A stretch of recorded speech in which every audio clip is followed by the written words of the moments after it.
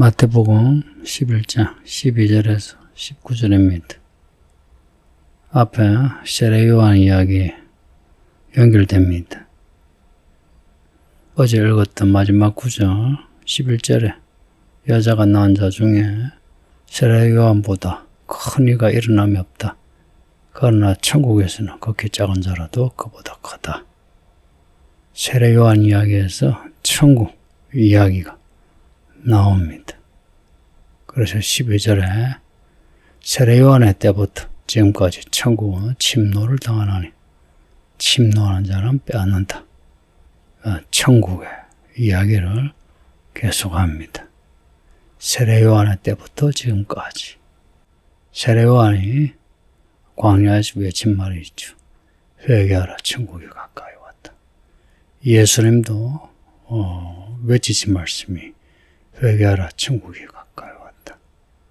세례 요한의 때부터 예수님까지.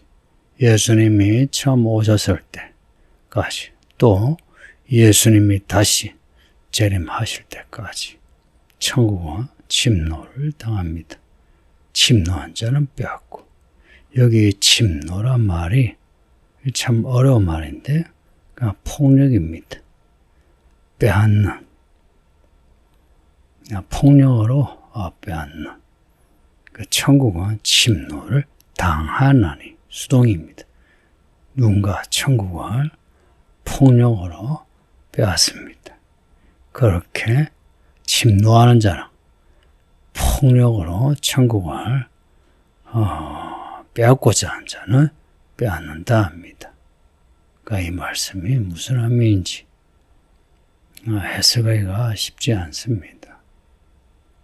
세례 요한이 천국을 전하다가 헤롯에 의해 붙잡히고 나중에 죽기까지 합니다. 그리고 앞에 10장에서 예수님의 제자들이 하신 말씀이 예수의 이름으로 복음을 전하다가 사람들에게 붙잡혀 갈 수 있다. 또 가족 간에도 원수지간이 될 수 있다 합니다. 세상은 우리에게 천국을 빼앗으려고 합니다. 믿음이 없으면 천국을 빼앗기고 세상 사람이 되죠. 천국을 지켜야 한다는 말씀입니다. 근데 그 뒤에 말씀, 침노한 자는 빼앗느니라. 천국을 빼앗고자 하는 자는 빼앗는답니다. 성경합니다. 천국을 빼앗을 수 있습니까? 하나님의 나라를 하나님이 빼앗기겠습니까? 그건 아니죠. 우리가 믿음으로 얻은 천국을 우리가 잃어버리는 거죠. 빼앗고자 하는 자는 빼앗는답니다. 이 말씀을 또 돌이키면 우리가 천국을 잃지 않고 천국을 얻고자 적극적으로 믿으면 천국을 빼앗을 수 있다. 이 빼앗는다 하는 이 말은 빼앗는다 혹은 취하다, 낚아채다 그런 뜻입니다. 낚아채다. 요한계시록 12장 5절에 여자가 낳은 사내아이 예수님이죠. 이렇게 말씀해요. 하나님 앞과 그 보좌 앞으로 올라가더라. 침노한 자는 빼앗는다. 빼앗는다는 단어와 보좌 앞으로 올라가더라. 똑같은 단어입니다. 또 우리가 자주 이야기하는 데살로니가전서 4장 17절에 그 후에 우리 살아남은 자들도 그들과 함께 구름 속으로 끌어올려 공중에서 주를 영접하게 하시리니 끌어올려 이 단어가 올라가더라 혹은 빼앗는다 같은 단어입니다. 또 바울이 하늘에 나곤의 환상을 봅니다. 고린도후서 12장 4절에 바울이 나곤으로 이끌려갔어. 말로 표현할 수 없는 말을 들었다 합니다. 이끌려가서. 이 단어가 오늘 본문에 12절에 빼앗는다는 단어가 헬라로 하면 하르파조인데 계시록, 데살로니가전서, 고린도후서, 또 요한복음에도 나오고요. 이렇게 나온 내용을 보면 두 가지 의미로 말씀드릴 수 있어요. 우리가 믿음으로 얻은 천국을 세상이 폭력으로 빼앗으니 거기에 굴하지 마라. 하나이고, 또 두 번째는 우리가 천국을, 하나님의 나라를 우리가 힘을 다하여 취하여야 한다. 취할 때에 우리가 하나님께 하늘로 이끌려 올라간다 고 할 수 있습니다. 두 가지 의미다 가능합니다. 그리고 두 가지 의미 다 우리에게 유익하고요. 13절에서 모든 선지자와 율법이 예언한 것은 요한까지라고. 만일 너희가 절교받을진대 오리라 한 엘리야가 곧 이 사람이니라. 선지자와 율법이 예언한 것, 이 표현을 잘 보세요. 선지자와 율법이 예언한 것. 선지자들이 말한 것은 예언이라고 아시죠? 근데 율법을 예언으로 말씀합니다. 모세 율법이 예언이에요. 무슨 예언이냐? 예수님이 오시는 겁니다. 예수님이 오심으로 이제 그 예언이 성취되는 거예요. 그래서 모든 선지자와 예언이 예언한 것은 요한까지니, 요한과 예수님이 겹쳐지죠. 요한까지니 이제 예수님의 때부터 이제 새로운 예언이 있게 됩니다.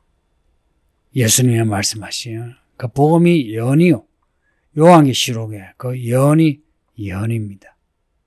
선지자와 율법의 예언인 것처럼 복음의 예언, 요한계시록의 예언이 예언입니다.